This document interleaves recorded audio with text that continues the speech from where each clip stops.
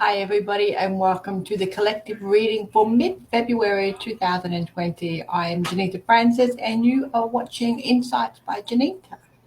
So let's have a little look. First of all, we'll start with the crystals. So we've got a lapis lazuli, which is really cool for third eye stuff. Now I've actually got a denim jacket on today and I've got blue in my earrings as well. So obviously, being attracted to blue, there's some stuff that's coming in through my throat that I need to talk about. Obviously, blue being the throat cog. So there's some stuff that needs to come off my chest as well. So I'm working through that. And I keep getting called to blue. So there's something in there for me for sure. And the fact that I picked up lapis lazuli traditionally for third eye just says to me that there's something else going on. All right, let's have a little look and see what the planets are lining up for us first. Mercury will be going into retrograde very shortly. Really looking forward to that. Now, Mercury going into retrograde, the whole world that knows about a little bit about astrology tends to go a bit bonkers. Now, I can assure you that collectively, yes, Mercury goes in retrograde, which means that it looks like it's going backwards, but it actually just slows down, okay? So it's an optical illusion. It doesn't really put the reverse gear on and off it goes. So depending on where it's aspected in your own individual chart, depends on the level of fierceness that you may feel Mercury. A little while ago, a few years back, I had Venus going in retrograde. It was just in a particular position that really niggled me and made me question every relationship that I had in my life, intimate and friendship and professional. So other people just had exes coming out of the woodwork or questioning their own relationship or moving forward in their relationship because they were able to slow down their relationship, which concreted it and made it stronger for them, you know, when Venus went forward again. So Mercury will be different, slightly different for everyone, okay? There'll be commonalities, absolutely. That's why when people go, oh, me too, oh, that happened to me too. So there will be commonalities because they're stereotypical traits of Mercury and what happens and where Mercury is sitting and how that is in society, how that's going to bounce around, okay? So that's why some people will have similarities. It's no different from a zodiac. Some Librans do this, some Librans don't do that, for example. So my best advice for you is to just have a look where your Mercury is sitting in your own chart, preferably progressed or relocated if you've moved more than about 150 kilometers from where you lived. If you're not sure how to do that, send me a line and I will do your astro chart for you. I do have a purpose-built program that supports me to do all those calcs. So it's really interesting, but please don't get caught in the hype of Mercury retrograde does this, therefore you will, okay? Because it is very different for everybody. So just a little bit of interesting trivia for you if you haven't already. I'm one of these big advocates for Mercury retrograde because so many people think that the whole world's going to implode and it doesn't work like that, okay? It's an opportunity for you to grow and regroup rather and gather information, okay, about ourselves or about the environment or wherever it's going to go retrograde, okay? Right, let's have a little look at this. For those of you, for the mid-February, we're looking at Venus in the 7th house, okay, which is really, and that's Capricorn as well. So any of you that are in relationships at the moment, whether they're private, intimate relationships, business or personal, if you're feeling particularly passionate about that environment. So if you absolutely love your job, it's going to get under your skin. If you absolutely love your relationship, it might get under your skin, okay? Capricorn's coming in over the top, which means that there's work to be done. So even though the Venus is bouncing off the 7th house, which is beautiful, that Capricorn says to me that there's work to be done here. So this is where you take an opportunity to really sit down and communicate any concerns that are going on for you. You don't sleep on your argument. Try to talk it out before you go to bed in the morning and try to let it go. You know, new day, new chapter, new way to look at things, okay? So that's what we're doing. Wouldn't be a video unless see the how. So that's what we're looking at, okay? That energy around there. So what you can do is let's see what cog we're going to work on for the mid-February period. And this will support your ability to get through your Venus energy in the 7th house. Okay, so this is really interesting. Clarity card has come up, okay, and the clarity is all about your throat. There we go, it's blue. And the interesting thing about the clarity card is it's also 25, a 2 and 5 is 7, and we were just talking about the 7th house. So this is really an opportunity for you to talk about anything that's not working for you in any relationship in your life, and have a look at a different way of doing things. Change your perception, change the way you look at it.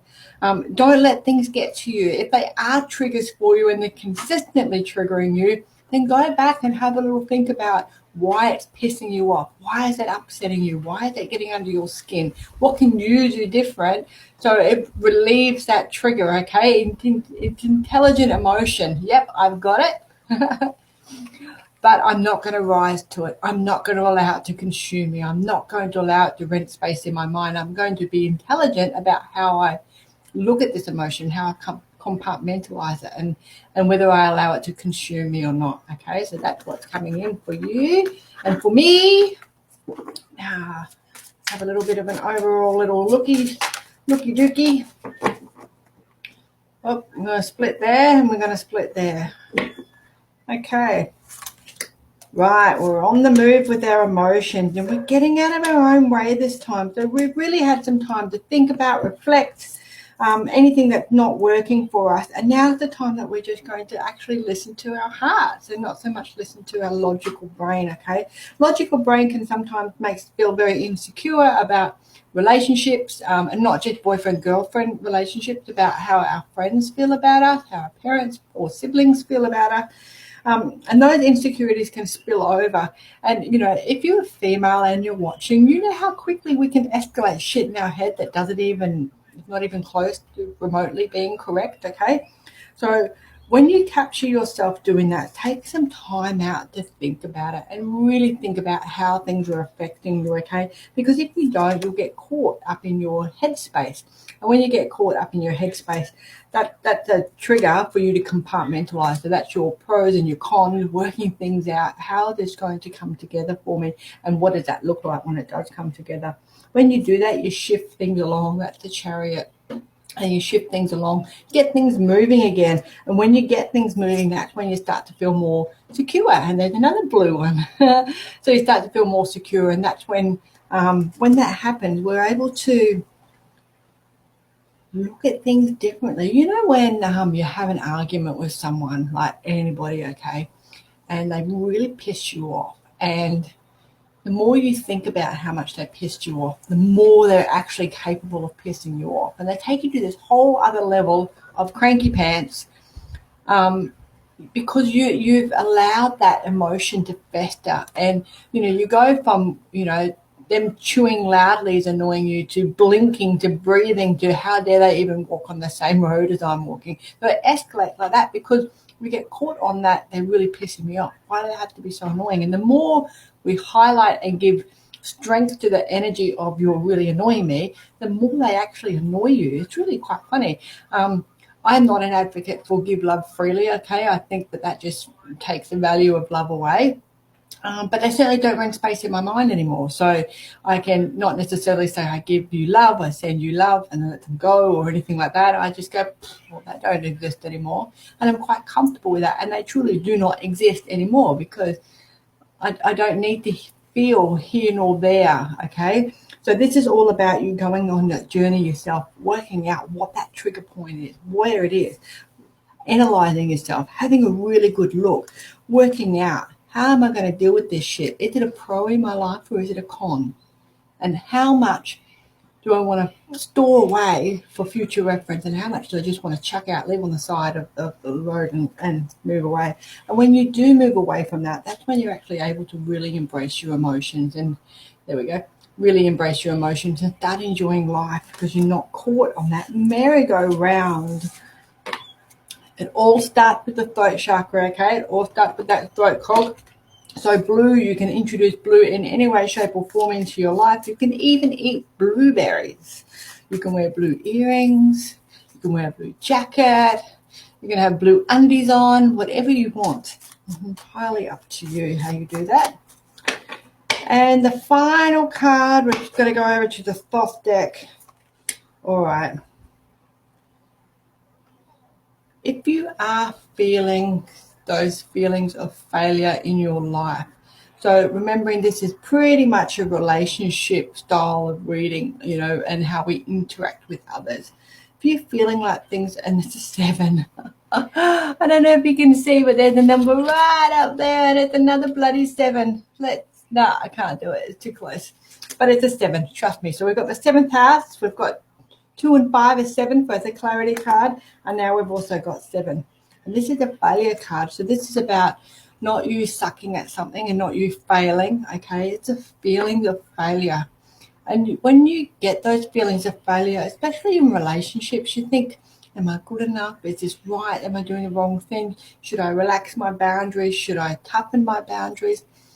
The best way to get through that process and to get through the next, I was going to say 8, but apparently the next 10 days, is to do that hibernation sabbatical I'm always battling on about, okay? And that is to go within, talk to yourself, work things out, get it formulated in your head first, get your spiel ready, okay? Now, your spiel is not an opportunity for you to try to predict what that other person's going to say. It's an opportunity for you to think about how you physically feel when these things happen, how you emotionally feel when these things happen, okay? And when you look at yourself in that manner, it doesn't matter what that other person's going to say, because you already have come to that intelligent emotion application. And when you do that intelligent emotion, you may not necessarily get as triggered. You may not necessarily get as hurt. The idea with communication is to keep your voice at a normal level. And the more you yell, the less people hear. If you keep your voice down, I used to watch a man called Alan Humphreys, and I worked with him a long time ago, and he probably would die if he thought that I remembered him.